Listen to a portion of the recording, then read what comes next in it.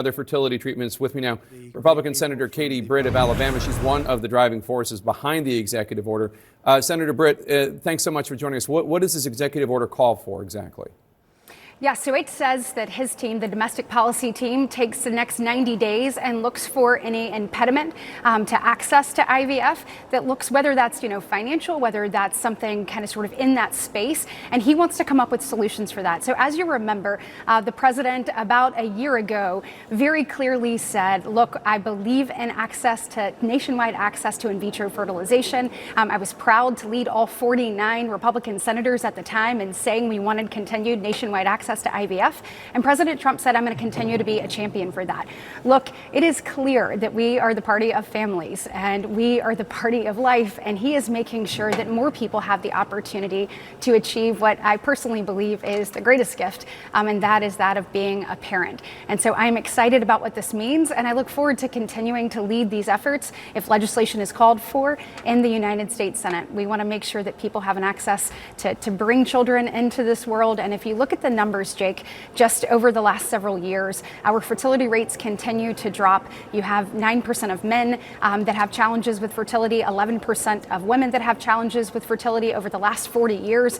Sperm counts have been down 40%. As we look to help people bring life into this world, God's greatest gift, making sure that we remove any impediment to that is critically important. So I'm excited. And once again, this is promises made, promises kept from President Trump and his strong leadership on this important issue. So obviously a lot of this started in your home state of Alabama, and I'm wondering if you worry that this executive order expanding access to IVF could face challenges. Last year, the Alabama Supreme Court ruled that frozen embryos created through IVF are considered children because they are fertilized eggs. Are you worried at all about the legal remedies? And how does somebody who considers herself pro-life, as I know you do, reconcile the issue of a fertilized egg, some of which are sometimes destroyed through the process of IVF?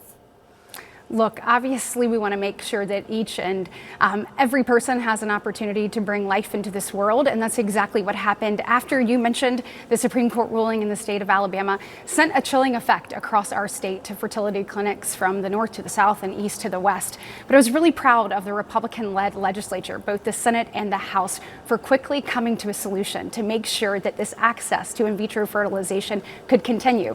And that gift that so many parents had prayed for, that gift of a child, that they could actually realize that through this process. And so when we look at that, and then we look at the governor signing that into law, I know that this is a priority for the people of Alabama. Obviously, it is a priority for President Trump. I feel good about continuing to be able to move that forward and look forward to being a part of it. I think that IVF is pro-life, and I want to make sure that as many people as possible can bring life into the world. I know our time is short. You just heard CNN's Manu Raju reporting the Senate Armed Services Committee Chairman Roger Wicker said that Putin should not be trusted and that, quote, Putin is a war criminal and should be in jail for the rest of his life if not executed, unquote.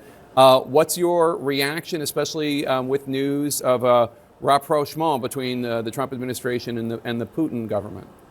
So once again, this is something that President Trump talked about on the campaign trail. He said, I want to bring a resolution to what is happening with Russia and Ukraine. If you remember, obviously, Russia only invaded Ukraine both during the Obama presidency, not during the Trump, but then again in the Biden presidency. He said, we're going to make them come to the table. 6 days after he was sworn in, Jake, you remember he said, if Russia doesn't come to the table, we will enforce bone-crushing sanctions. So having them at the table, figuring out how we can make sure we have the best possible resolution for the people of Ukraine, that we make sure that we're doing what we need to do, that we take into consideration all of the different aspects of what has happened and make sure that we find a peaceful resolution so that the killing can stop and so that we can actually have peace, hopefully, eventually across Europe and the globe. Who do you blame for the war in Ukraine?